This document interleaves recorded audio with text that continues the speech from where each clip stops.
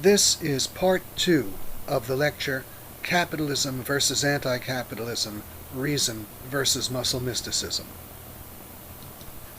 The substance of capitalism in practice is selfishness and the use of reason.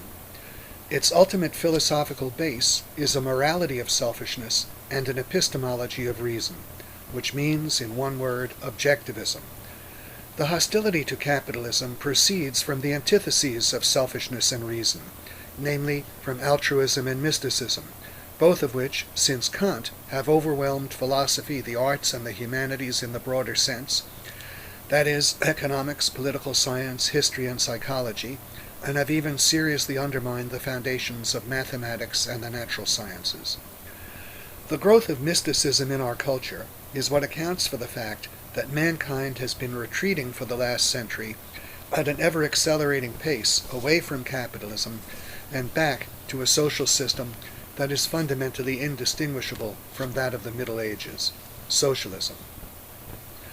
The arguments against capitalism are rarely the product of simple error.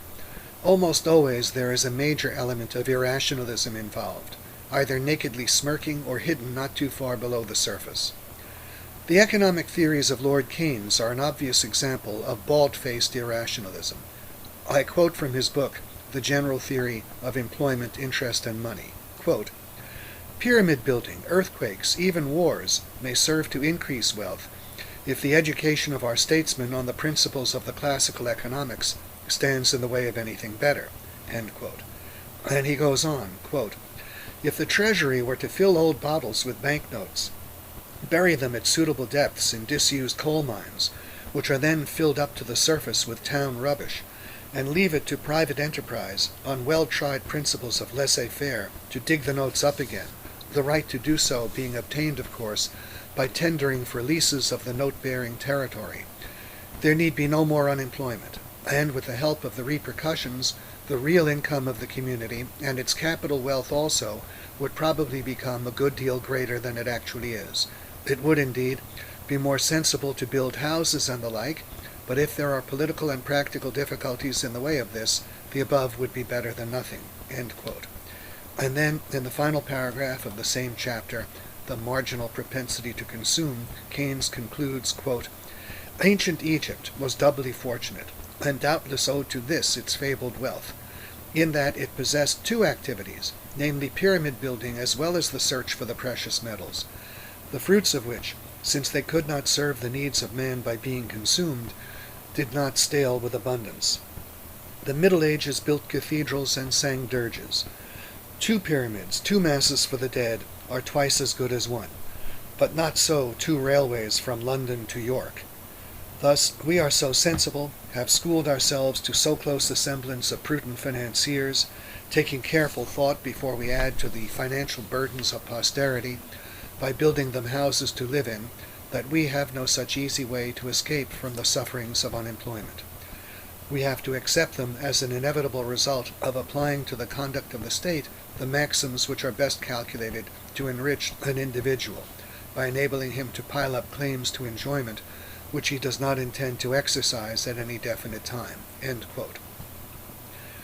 If Keynes had been a jungle savage, familiar with no greater wealth than a few trinkets and a mud hut, it would have been understandable why he should have been impressed with the, quote, "fabled wealth" of ancient Egypt. But his epistemology was beneath that of a savage.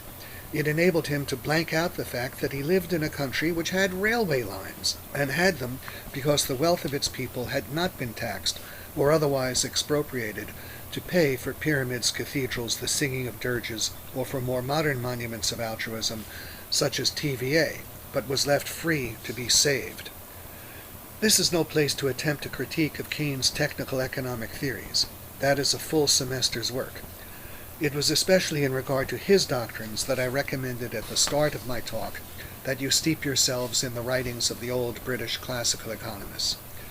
There you will find the answers, or the leads to the answers, to all of the seeming paradoxes concerning wealth, those presented by Keynes and those presented by all of the other supporters of the idea that depressions are caused by too little consumption or by too much production.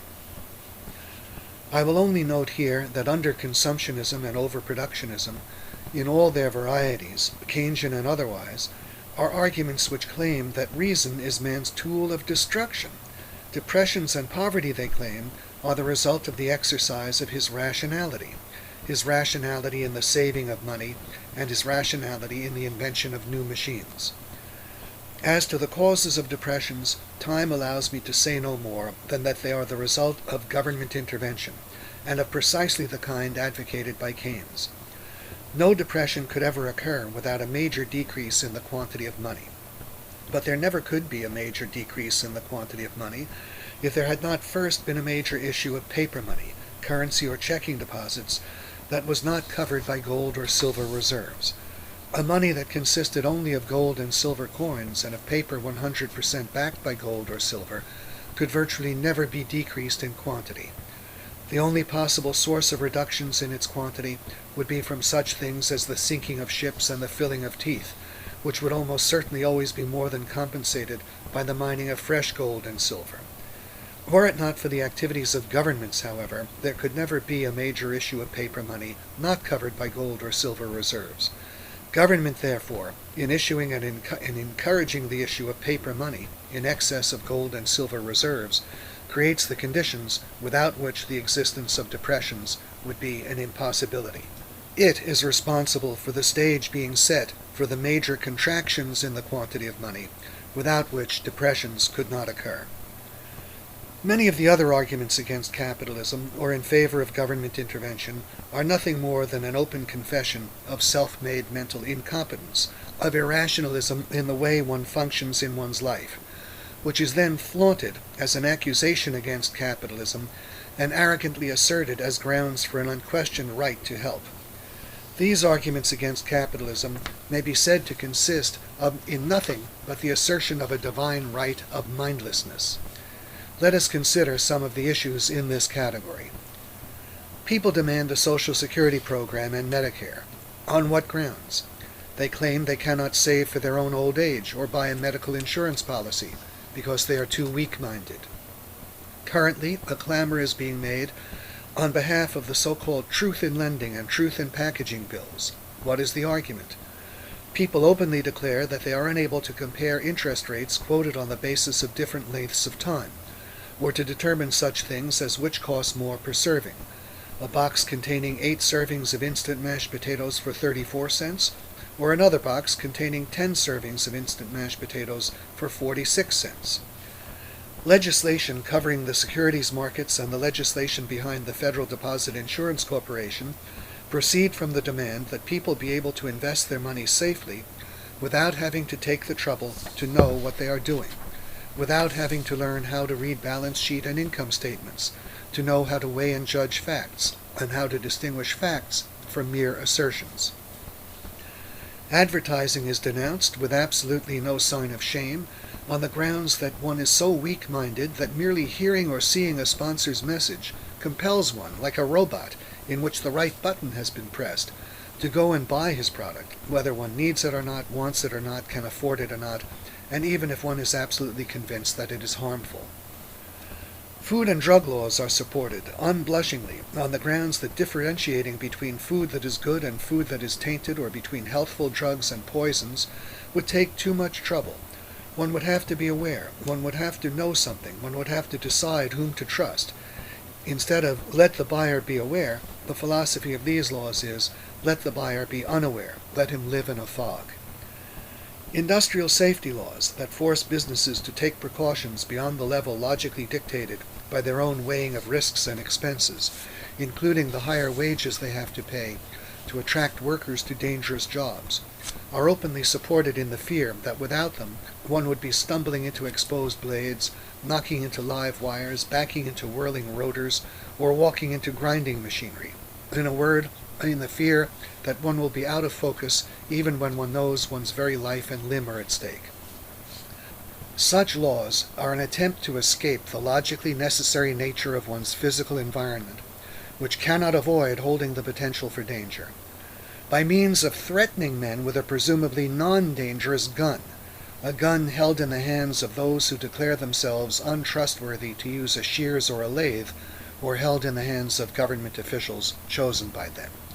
Even the opposition to such a thing as free competition in municipal bus service reflects irrationalism of a personal day-to-day variety. It is sometimes argued, for example, that if competing bus lines existed, a rider might be confused between, let us say, a number 4 Smith bus, which took the route he wanted to follow, and a number 4 Jones bus, which later turned off and took a different route. Free competition should be prohibited, it is held, in order to spare such a rider the necessity of distinguishing between the similar buses of the different companies.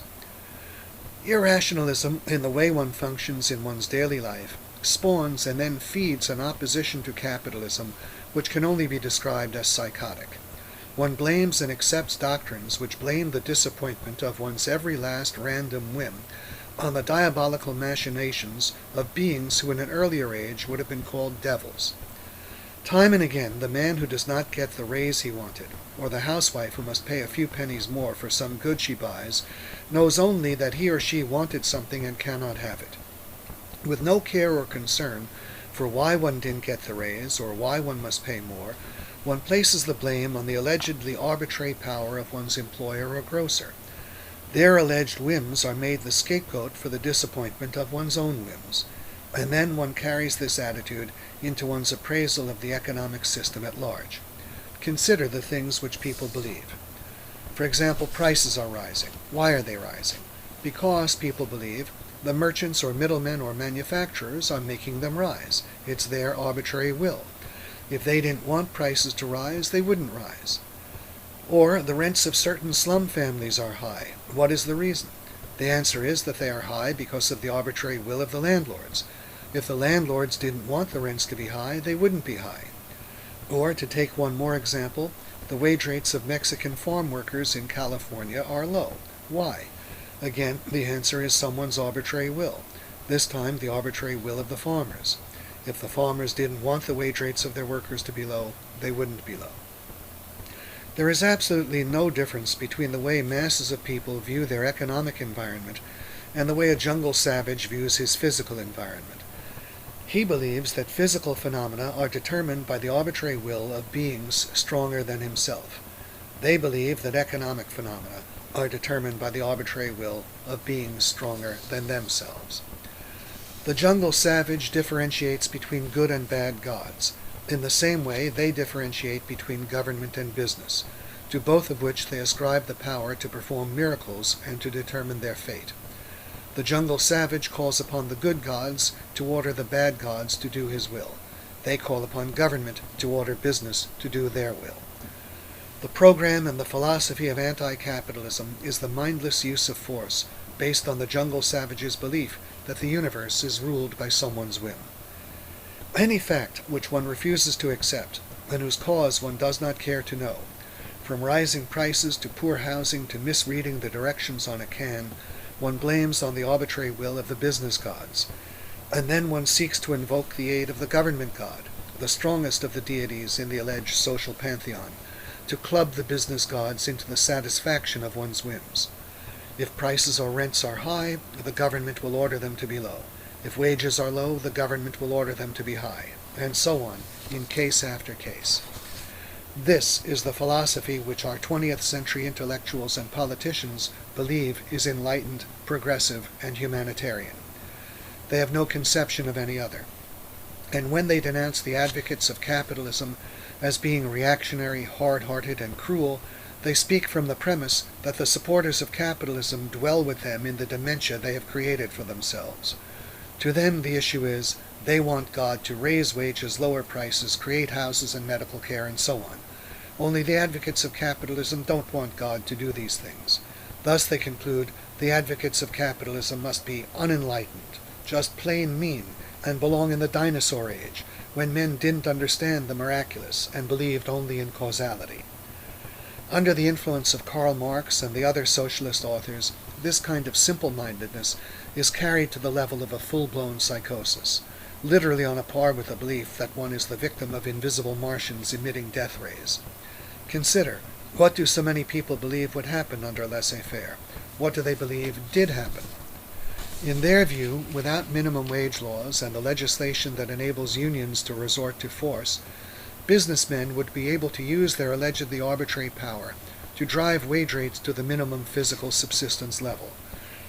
Without maximum hours legislation, they believe, this same evil power of the businessmen would be able to force a lengthening of the working day to 16, 18, or 20 hours, and to impose a pace of work that would leave one no time to catch one's breath or take an instant's rest. With the combination of no laws designed to protect wage rates and no child labor laws, they believe, all children above the age of 3 would be driven into the mines. To concretize this theory, what it means is that wage rates under capitalism would supposedly be set in the following way. Every morning in the Wall Street Journal, after the latest quotations from the stock and commodity exchanges, there would appear a set of price quotations for the items required by a wage earner's family to give it a minimum physical subsistence standard of living.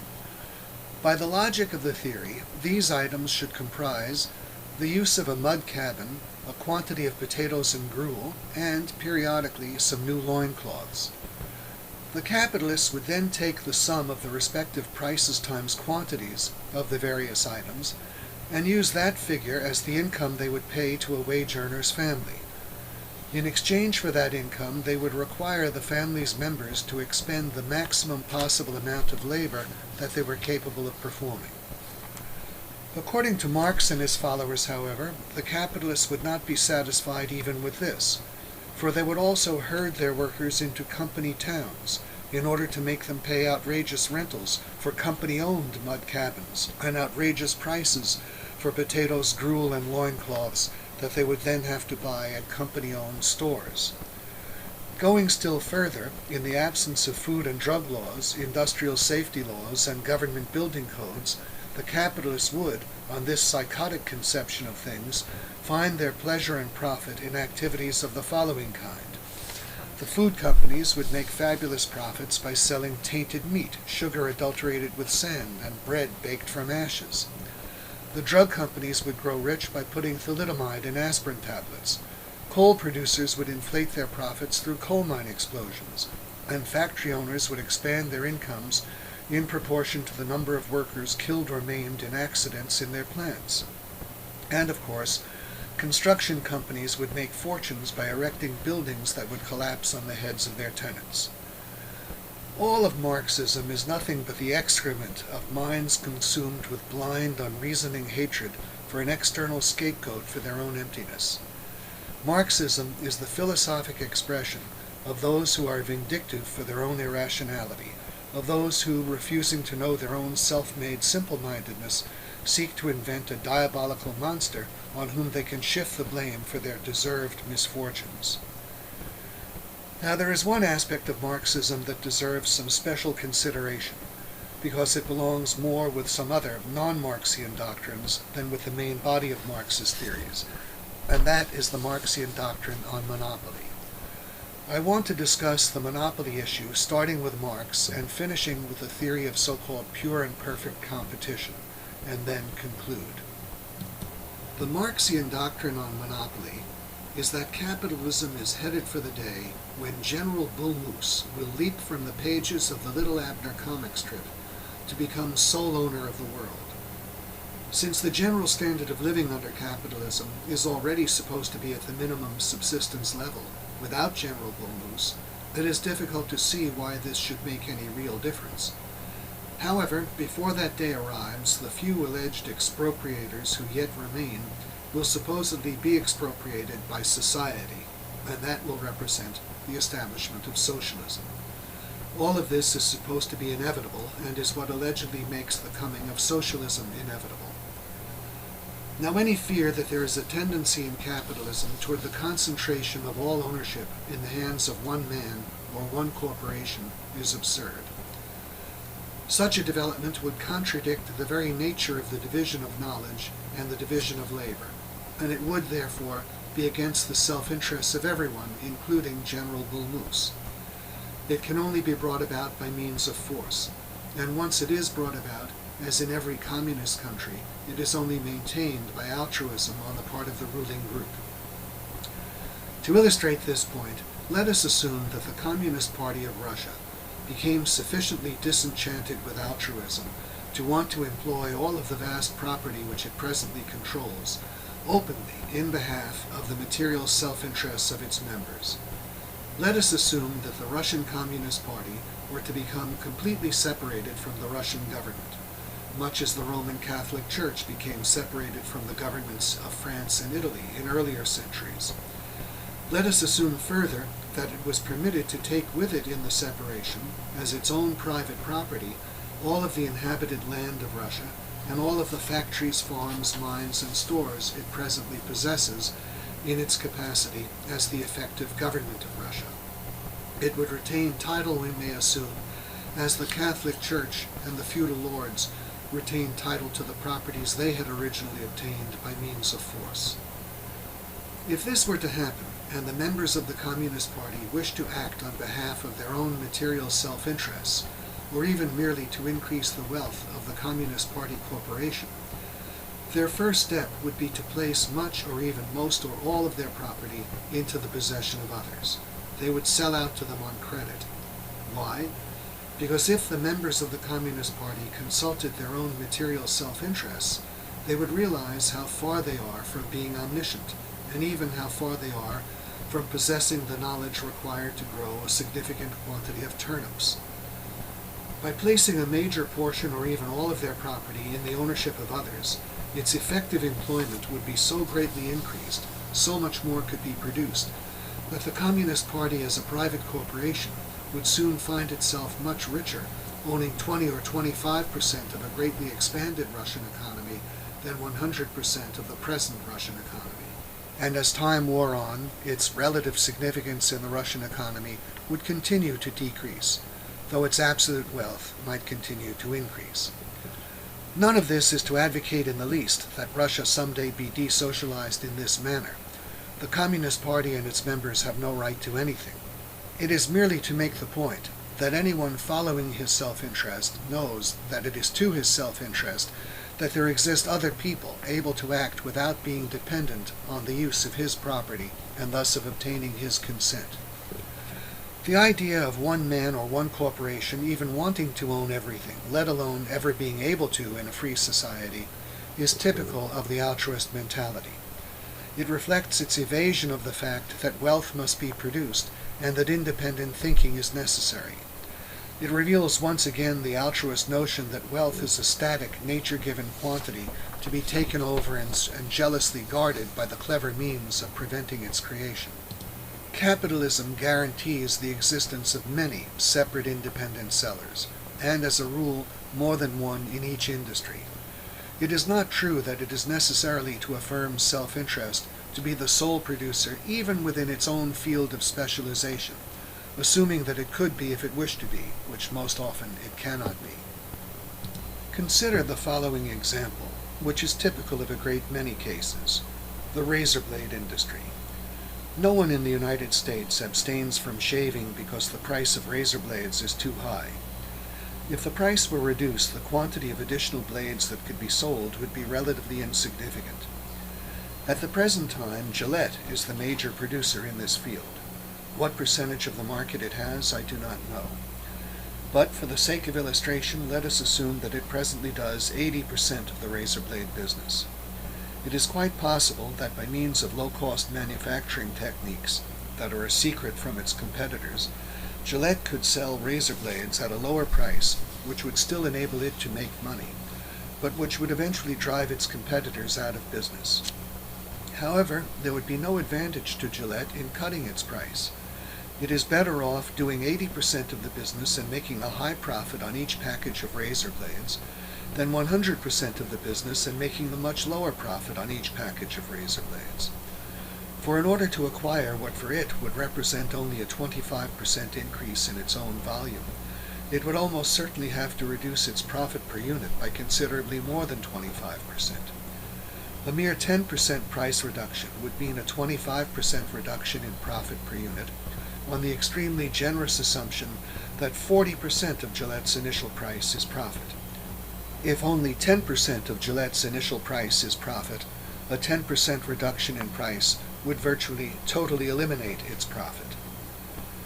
Whenever a firm already has the bulk of a market, and the market is of a kind that cannot be expanded significantly by means of price reductions, there is no reason for it to employ any advantages of lower costs it may possess for the purpose of driving its small competitors out. The added volume their business would represent would not offset the reduction in profit per unit it would have to take on its present much larger business. Now, it is also not the case that a firm could employ the tactic of cutting its price, driving its competitors out, and then raising its price above what the price was initially. This policy would be ruinous, and it was never resorted to by the trusts or by the chain stores. For the actual history of Standard Oil's alleged predatory price cutting, I refer you to the article by John S. McGee, Predatory Price Cutting, the Standard Oil New Jersey Case, in the October 1958 issue of the Journal of Law and Economics, published by the University of Chicago Law School. The very nature of a trust is in full contradiction to driving one's competitors out by means of ruinous price cutting. The trusts, in essence, were the product of the mutually advantageous merger of many small competitors. They were established in order to make it possible for more modern, more efficient, larger-scale plants to replace older, less efficient, smaller-scale plants. They followed the policy of buying out or giving participation to the owners of the older, less efficient plants, and then eventually replacing those plants with a smaller number of more efficient, larger-scale plants. Their price reductions were of a kind commensurate with their cost reductions and were designed both to encourage the expansion of demand and to discourage others from building new plants. They did not follow the policy of slashing prices in order later on to be able to raise them, because they would have had the most to lose from such a policy, since they were the largest suppliers and would have had to suffer such price reductions on a greater volume than anyone else. The trusts made it possible to introduce improvements in production which otherwise could not have been introduced. Their effect was greater efficiency, lower costs, higher profits for all who joined them, and even for most of those who merely sold out to them, and lower prices of a kind that were capable of and were intended to be permanently sustained. The belief that it is possible to make money by slashing one's prices, driving everyone out, and then jacking them up is yet once again an expression of the mentality that wealth does not have to be produced, that it somehow just gets here, while businessmen are allegedly doing everything in their power to prevent it from being produced. Any firm which tried to follow such a policy would simply be playing the role of a fool. For every dollar by which it cut its price in order to inflict losses on its competitors would cause it itself either to suffer losses or to forego profits that would be a multiple of the losses it inflicted, in direct proportion to its larger size. If, for example, it were 10 times larger than its combined competitors, then every dollar by which it reduced its price would take $10 away from its own revenues and profits for every $1 it took away from the revenues and profits of its competitors. If such a firm should succeed in once driving its competitors out, and then attempt to raise its price to or above the initial level, it would immediately have new competitors, and again be confronted with the necessity of itself suffering losses or foregoing profits many times greater than the losses it could inflict on the new competitors. Such a policy leads nowhere but to losses or to foregone profits.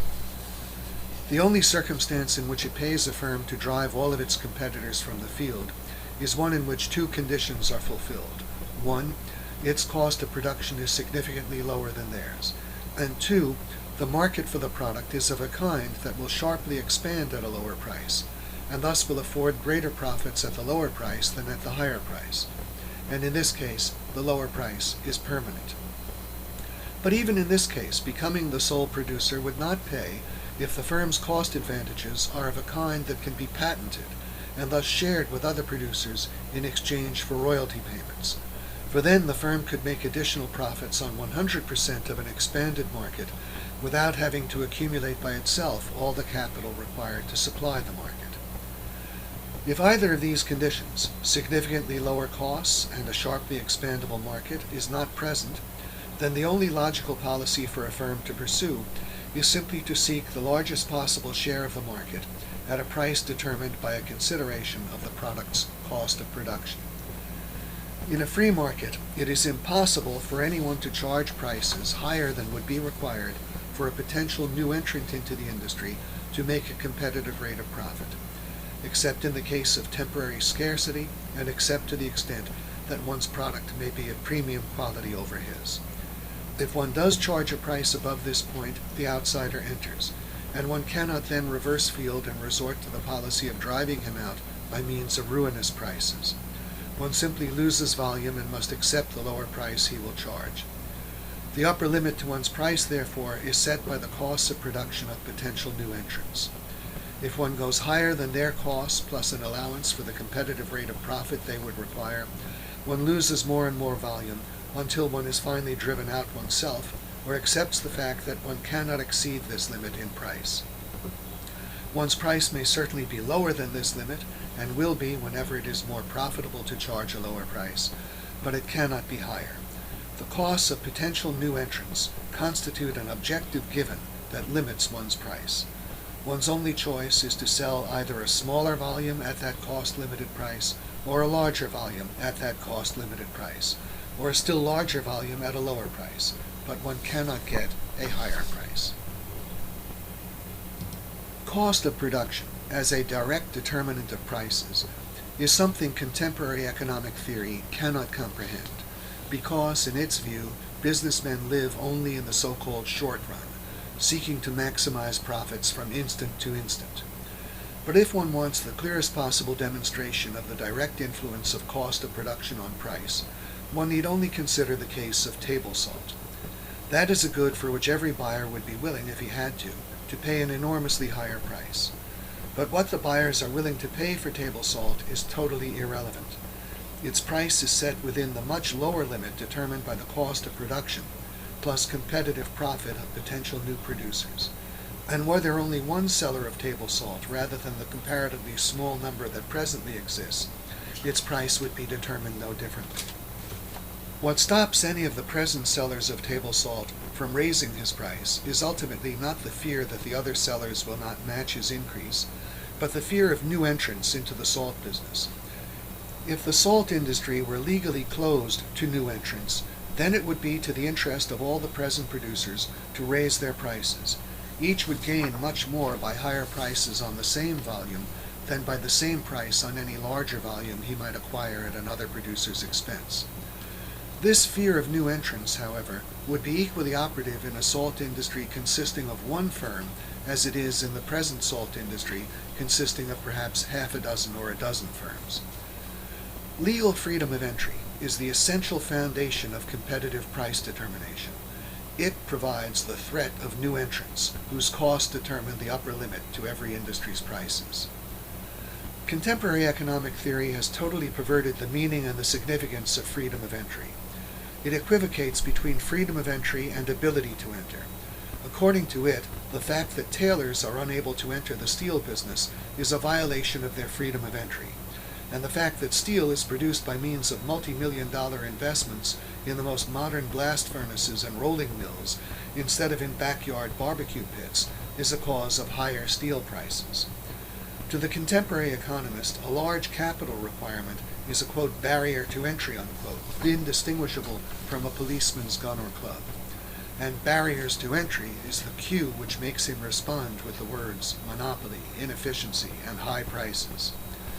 A large capital requirement is a barrier to the entry of inefficient producers, but it is only a barrier to the extent that it results in lower prices to the buyers than the less efficient producers could charge.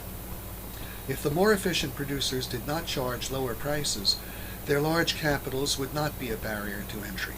The higher the prices charged by the more efficient producers, the higher would be the allowable costs of their competitors. The higher the allowable costs of their competitors, the less complex and advanced the machinery their competitors would require. Hence, the smaller the capitals their competitors would need. The price of steel, however, or of any good produced with a large investment, is not set with regard to the cost that tailors would have with their insignificant capitals. The price of steel is set with regard to the cost that firms like General Motors or Ford or Alcoa would have were they to enter the steel business, with the magnitude of capital they could invest. The price of automobiles is set with regard to the cost that firms like International Harvester or Mack Truck or Boeing Aircraft would have were they to enter the automobile business with the magnitude of capital they could invest, and similarly for all other goods.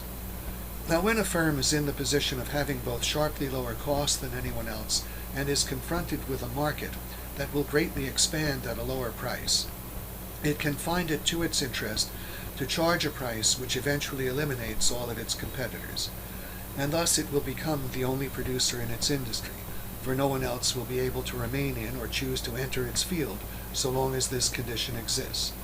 Within its field, because of the comparative inefficiency of others, there ceases to be any competition. The firm in question becomes the undisputed champion without rivals. Such a firm, however, is not a monopoly. It was and continues to be an outstanding competitor. Indeed, it is a greater competitor as the sole producer in its industry than it was when it had rivals within its industry. For now it carries on the entire competition of its industry against all other industries, and does it more effectively. If, for example, the Alcoa Company or the Owens Corning Fiberglass Company were free, it is quite possible that they would find it to their interest to drop their prices, expand their production, and eventually drive their rival aluminum and fiberglass producers from the field. They would then represent the entire and a much more potent competition of the aluminum and fiberglass industries against the steel and lumber industries and against each other. The number of producers of a product, one, two, several, or many, is a totally insignificant matter, and no valid concept can be formed on the basis of it. On the one hand, it is impossible to use this criterion as the basis of any fundamental conceptual differentiation. On the other hand, it is impossible to use it to make any valid conceptual integration. The number of producers does not provide a basis for differentiating between competition and non-competition. An industry can give more competition to other industries when it has one producer rather than several or many, as we have just seen. Within an industry, more competition can exist with two or several large firms than with many small firms. For example, a merged Bethlehem-Youngstown steel concern would give stronger competition to the other steel firms than Bethlehem and Youngstown do separately. Indeed, whatever represents more potent individual value-seeking always represents more potent competition. Whoever can succeed in earning a larger revenue is, by that very fact, a more potent competitor, for he thereby excludes all others from a greater value. Thus, the General Motors Corporation is the greatest of all competitors in the economic system. It excludes all others for many billions of dollars of revenue. A sharecropper growing a few acres of wheat is the least of all competitors in the economic system. He excludes all others only from the earning of a few hundred or a few $1,000s of revenue. The number of producers in an industry provides a basis of conceptual integration comparable to what would be provided if one formed a concept ripper that would embrace everyone who cut another person with a knife, surgeons and psychopaths alike. If a monopoly means the existence of just one seller in an industry, then the same concept is used to embrace a seller who maintains his sole position by means of his superior efficiency, and a seller favored by officials, who maintains his sole position by means of the government's threat to imprison anyone who attempts to break it. And if the opposite of monopoly is supposed to be two or more firms in the same industry, then the opposite of an industry controlled by one favorite of the government is an industry controlled by two or more such favorites. To use an illustration based on the characters in Atlas Shrugged, if a monopoly means simply one producer in an industry, then the same concept covers Hank Rearden if he keeps Orrin Boyle out by means of his efficiency, and Orrin Boyle if he keeps Rearden out by means of Cuffy Meigs' gun. And if the opposite of monopoly is simply two or more firms in the same industry, then the opposite of Boyle being the sole steel producer by means of Meigs' gun is a steel industry in which Meigs' competitive gun is used to maintain Boyle as one producer and Ivy Starnes as a second, with Rearden either not allowed to produce at all or not allowed to expand his production. It is, of course, not necessary to say that a steel industry comprised of 10,000 Mr. Mowens and maintained by Meigs' purely and perfectly competitive gun would also be no different. The criterion in terms of which a valid concept of monopoly must be defined is initiated government force. A monopoly is a market reserved to the exclusive possession of one or more sellers by means of initiated government force. The market may be that of a nation or part of a nation, that of an industry or part of an industry. The sellers to whom it is reserved may be one, two, several, or many. The sellers may always be the same, or they may be changing. The essence of monopoly is that one or more potential sellers are denied access to a market by means of initiated government force. The market is made the exclusive possession of others by means of the government's aggressive use of its police power. The following are some examples of monopoly. 1. A protective tariff. Such a tariff reserves the market of a country to the exclusive possession of domestic producers. 2. Government franchises and licensing laws. Such controls reserve a market to the exclusive possession of those who have been favored with a franchise or who have met the licensing requirements. 3. Government-owned or government-subsidized enterprises. Such enterprises cannot be driven out of existence, for their losses are covered by the Treasury, and thus a market is reserved for their exclusive possession. 4. Antitrust laws. Such laws reserve markets to the exclusive possession of all but those who in a state of freedom would occupy them. They prevent the capable newcomer from entering an industry. For example, they would certainly operate to prevent General Motors from entering the steel industry in any significant way. They prevent the capable firms within an industry from acquiring the markets of the less capable ones by absorbing them in mergers, by buying them out, or by driving them out. They are far and away the greatest support of monopoly and obstacle to individual value seeking, and thus to free competition, that any free country has ever had to endure. 5. A socialist government. Such a government represents monopoly carried to its ultimate limits. It reserves the entire market of its country to its own exclusive possession, with concentration camps, torture chambers, and firing squads to guarantee that reservation. Monopoly is a concept which simply does not apply to capitalism. It applies only to anti-capitalism. I must turn now to the theory of so-called pure and perfect competition, for it is a doctrine to which all of you who have had the misfortune of taking a college course in economics have been heavily exposed. Competition, as we have seen, is a derivative of individual value seeking, which means of selfishness. It rests upon and presupposes the concept of selfishness. The theory of pure and perfect competition, however, is the economic expression of the altruist morality. No one has ever defined pure and perfect competition. The procedure is to present a list of conditions, the existence of which would describe it. These conditions are the conditions that would be required for the determination of prices to take place in accordance with the moral precepts of altruism. In precisely what manner this is so, we shall see presently. Altruism, however, is contrary to the facts of reality, and thus the economic conditions that would make pricing take place in accordance with its precepts simply do not exist, least of all under capitalism. Having arbitrarily called those conditions competition, however, contemporary economists then go on to denounce reality and capitalism for the absence of competition. They see everywhere varying degrees of departure from competition, and the presence of some element of what they call monopoly. These alleged elements of monopoly, however, turn out to be precisely the attributes of real competition, such as patents, copyrights, trademarks, brand names, advertising, mergers, tie-in sales, market-sharing agreements, and so on, all of which are means or methods of individual value-seeking and thus of competition. The doctrine turns out to be a classic example of the stolen concept. It seizes and twists the derivative, competition, to attack its foundation, individual value-seeking. I quote Professor Claire Wilcox, a violent opponent of capitalism and a typical supporter of the theory of pure and perfect competition. The quotation is from Managerial Economics by Joel Dean, published by Prentice Hall in 1951. The specific passage comes from page 49 and the following page. Professor Wilcox has just given a page-long description of what he calls perfect competition, and which he chooses to characterize as a definition. He writes, quote, Perfect competition, thus defined, probably does not exist, never has existed, and never can exist.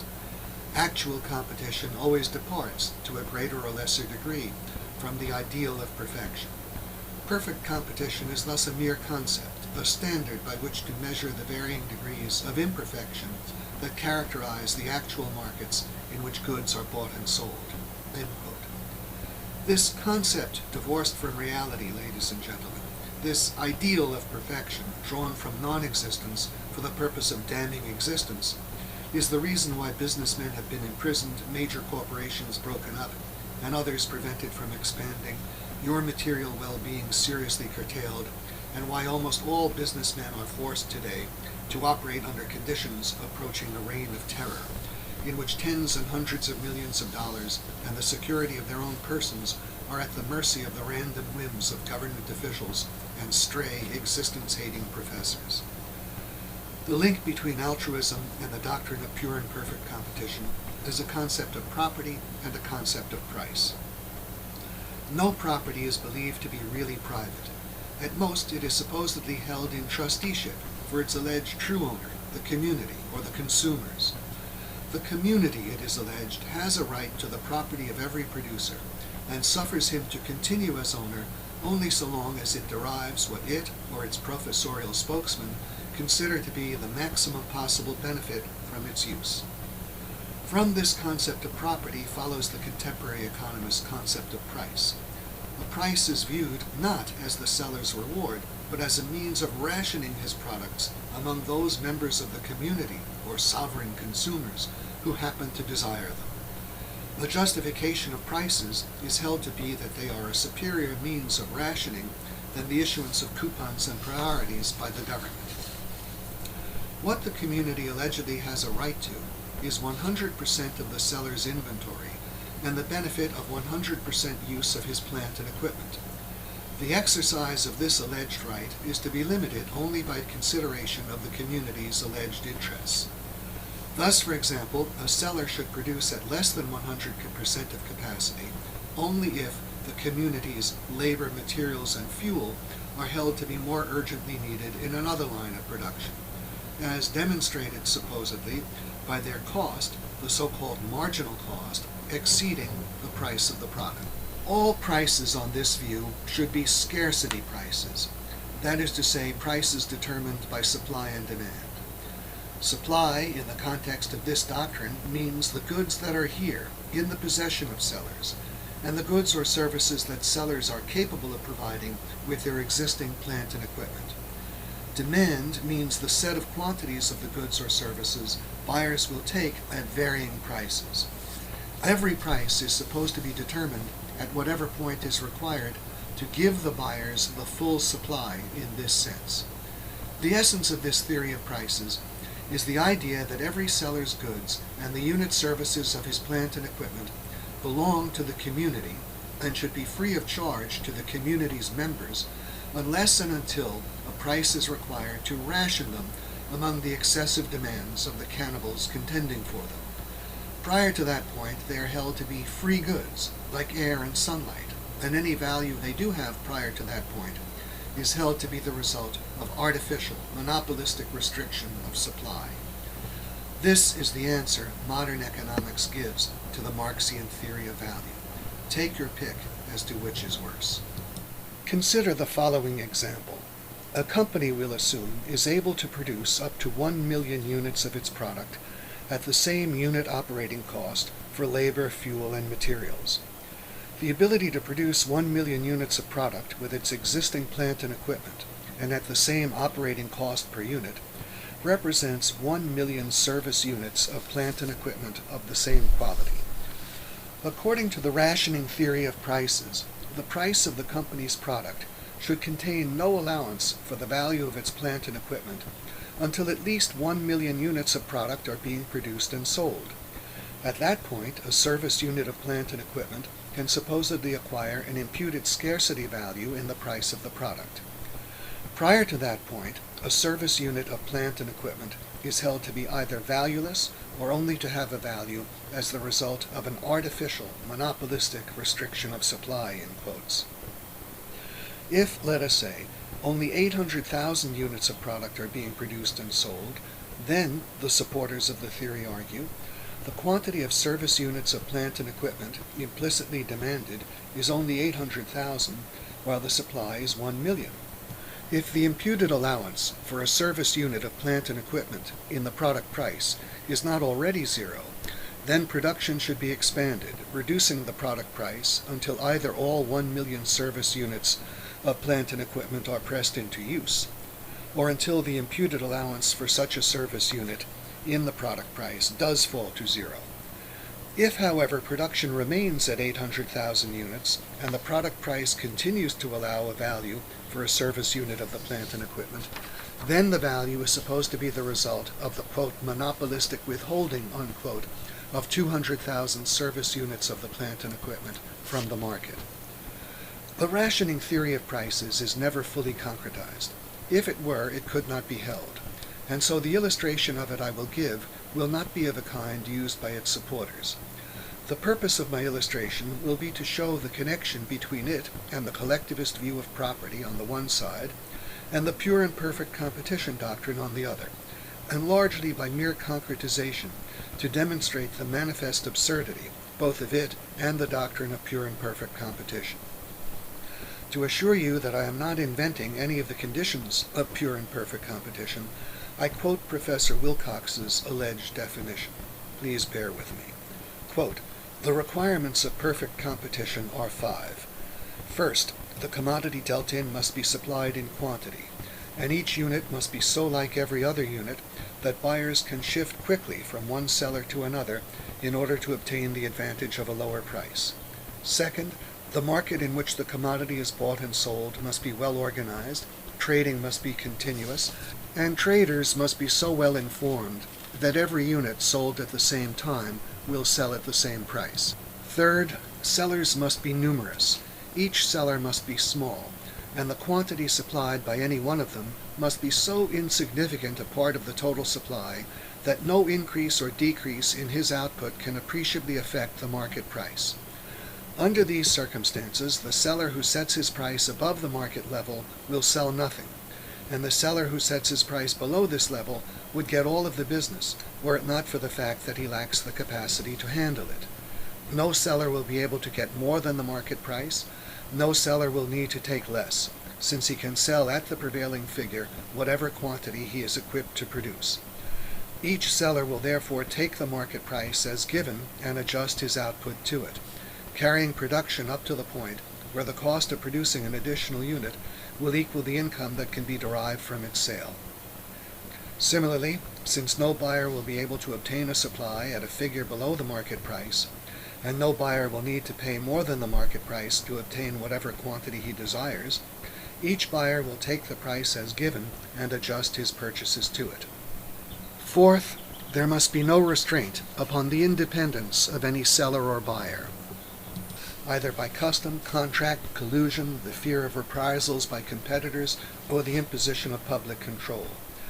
Each one must be free to act in his own interest without regard for the interests of any of the others.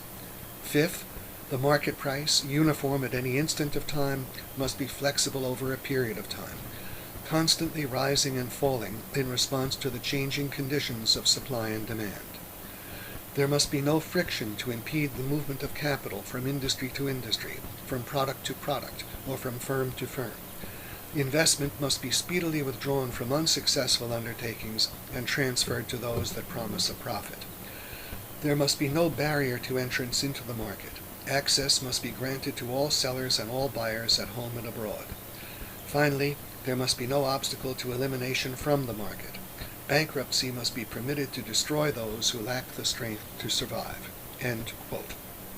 To summarize these conditions, they are: uniform products offered by all the sellers in the same industry, perfect knowledge, quantitative insignificance of each seller, no fear of retaliation by competitors in response to one's actions, constant changes in price, and perfect ease of investment and disinvestment. Low capital requirements would follow from the condition that each seller be insignificant, and from the condition that investment and disinvestment be frictionless in quotes. Now, to understand the need for all of these conditions, simply imagine a movie theater with 500 seats. The picture is about to go on. The projectionist, the ushers, and the cashier are all in their places.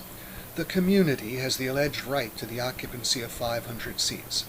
If they are not all occupied for this performance, no future satisfaction could be obtained by any storing up of the use of the seats for a future time. The seats, the theater, the film, the necessary workers are here. The community supposedly has them, and now it demands the full benefit from its alleged property. The only thing which the community can save by the film not being run is the electric current that will be required, and which might be made available elsewhere, or the coal that must be consumed in generating the current. The costs of the theater, the film, the workers are all sunk costs, water over the dam, as the textbooks say. And since bygones are bygones, the only thing which counts for the community now is the cost of the electric current. The price of the electric current is the immediate operating, or so-called marginal cost. The theater, according to the collectivist rationing theory, should charge an admission price which will guarantee the sale of 500 tickets for the performance. If droves of people are standing in line for admission, it should raise the price to whatever point is required so that only 500 of the people standing online will be able to afford it.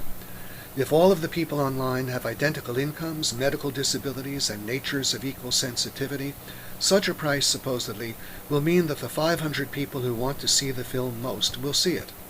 If they are unequal in these respects, that's already supposed to be an imperfection, as Professor Wilcox would say, in the justice of the market mechanism. If, however, there are few people standing in line, the theater should begin reducing its admission price. It must keep on reducing its admission price until it has attracted 500 customers. If an admission price of only 2 cents is required to get this many customers, then supposedly that's what should be charged, provided only that the revenue brought in at the box office covers the cost of the electric current. If the theater persists in charging its standard price of, say, $1, at which it sells less than 500 tickets, then according to the collectivist rationing doctrine, it's guilty of administering its price and of monopolistic restriction of supply. It's engaged in a process of price control in violation of the laws of supply and demand, and in creating an artificial scarcity of seats by monopolistically withholding a portion of its supply from the market in order to maintain a high price on those seats for which it does sell tickets. If the theater cannot sell 500 tickets even at 1 cent per ticket, then according to this theory, it must either open its doors for free or close down. In this case, a theater seat is, allegedly, a free good. It's no longer scarce in relation to the demand for it. And so, allegedly, there is no longer any need for a price because there's no longer any need to ration theater seats. If there are 100 people who want to see the movie and who are prepared to make it worth the theater owner's while, he perhaps should run the film, provided he sells the remaining 400 tickets at whatever price is required to unload them, including zero. This, however, would be another imperfection in the market mechanism, price discrimination. The ideal solution in such a case is supposed to be to have the government nationalize the theater, charge nothing, and subsidize the loss.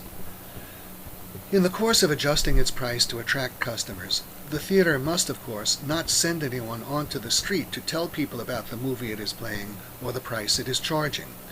That would be another imperfection, advertising.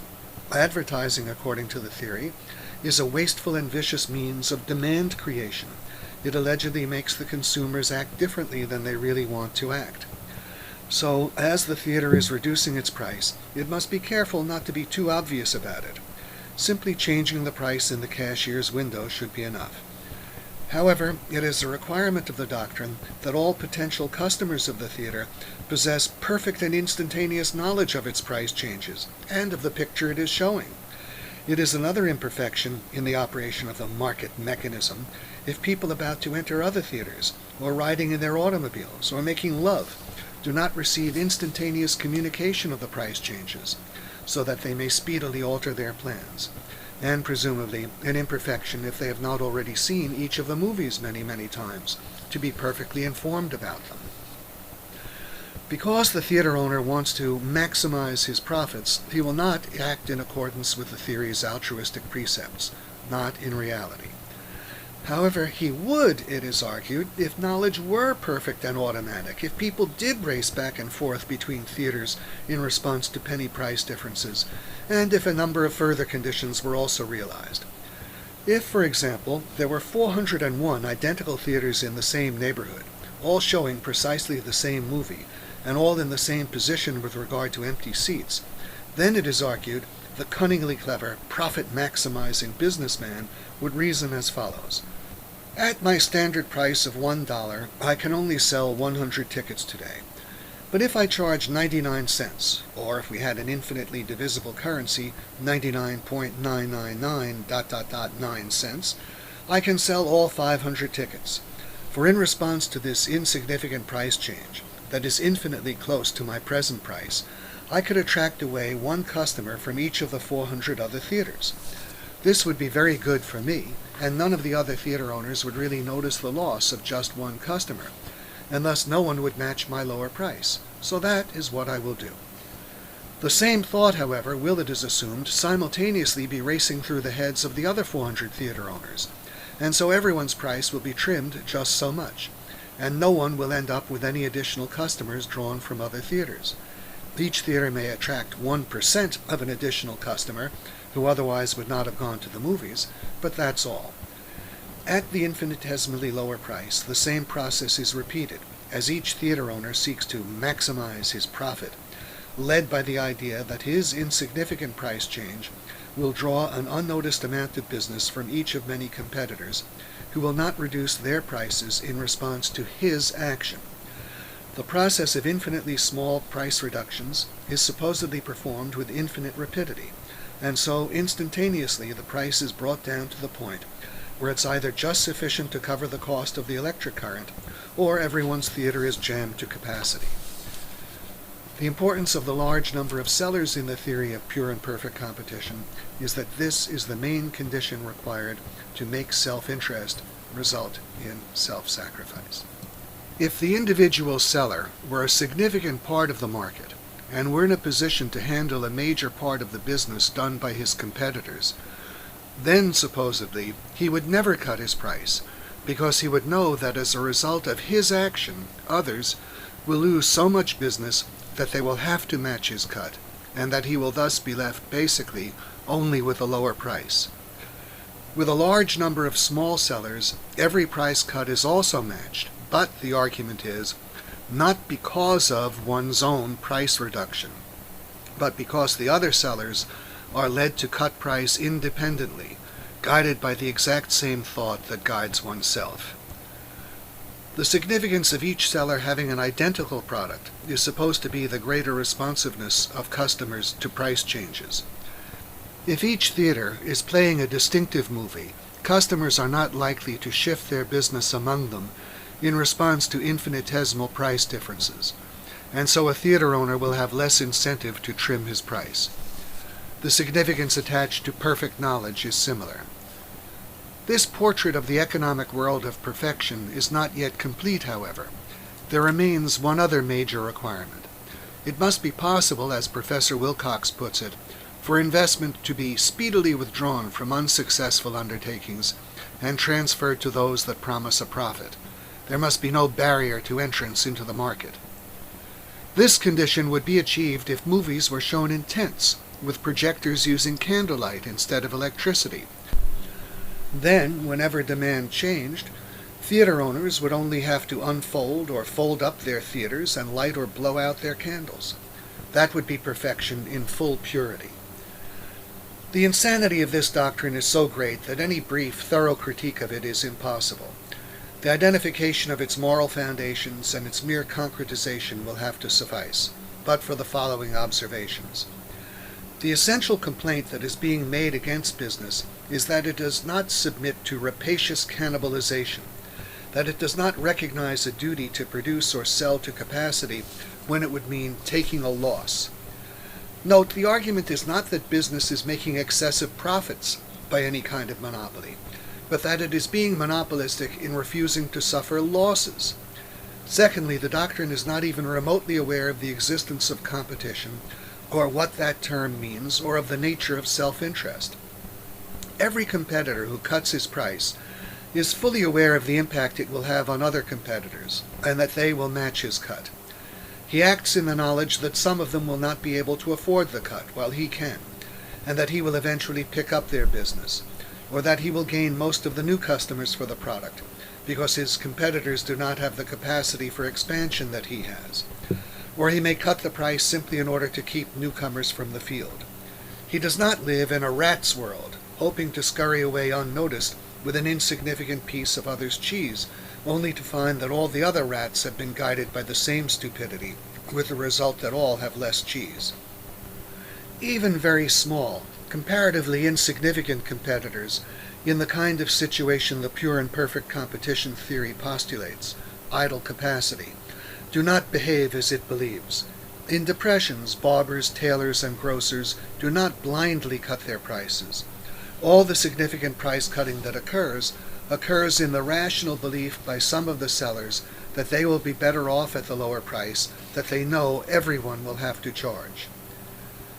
To continue this same point of criticism, contrary to the doctrine of pure and perfect competition, price competition is an omnipresent phenomenon of our economic system. It was price competition that drove Studebaker from the automobile business, and that keeps other firms out of the automobile business. If the prices of the major auto producers had been significantly higher, Studebaker could have made profits and others could have entered. Price competition is given by whoever charges a price that excludes others from the market or any part of the market. It has nothing to do with the kind of pricing envisioned by the pure and perfect competition doctrine. Thirdly, if by some incredible miraculous means prices were determined in accordance with the moral precepts of altruism, the catastrophe would be incalculable. With the slightest change in demand, prices could plummet or skyrocket. Imagine you would walk into a restaurant for dinner. Only the restaurant wouldn't give you a menu. They'd seat you in front of a ticker tape, and you'd have to buy a futures contract on dessert. Since no prices would be sticky in such a world, but all of them constantly changing, you wouldn't know as you walked back to your apartment whether you could afford to live there that night, or whether perhaps the rentals of penthouses had collapsed. Since producers would suffer major losses on their investments whenever demand fell to a point that might require them to work below capacity, for as theaters would often barely cover the cost of current, railroad trains would often barely cover the cost of fuel, and steel mills would often barely cover the costs of labor and ore, they'd be sure to own only the most minimal capacity. That way, when one more customer came to board a train or to buy steel, he'd be confronted with the alternative of riding in the luggage rack or melting down his doorknobs, or else driving the price up. The doctrine of pure and perfect competition is an utter disgrace to economics. It is the product of the cowardly attempt to defend capitalism against Marxism on the grounds of altruism. It has been developed and maintained in the most blatant disregard of reality by out-of-focus authors lost in a world of curves and equations. The rebirth of economics will occur when this gross monstrosity and its twin brother, the Keynesian system, are torn from the subject root and branch. Until that time, economics, as it is taught at the universities, will remain a nonsense subject, of the same value and with the same relevance to reality as the medieval disputes concerning the number of angels that could dance on the head of a pin. The rebirth of economics and of capitalism, however, are both in sight. Only 15 years ago, it would have been possible to assemble the articulate advocates of capitalism and the real economists into one not too large living room. Since that time, capitalism and economics have been taken out of the living room and brought to the notice of a large and growing public, thanks mainly to Ayn Rand and Atlas Shrugged. Today I am convinced there are more articulate spokesmen for laissez-faire and more people with a real knowledge of economics in the United States than at any time since almost before the Civil War. 15 years from now, I believe, barring an atomic war, economics, capitalism, objectivism will be a major cultural force in this country. The standard has been raised. The wise and honest are repairing to it, and the future will be ours. I thank you.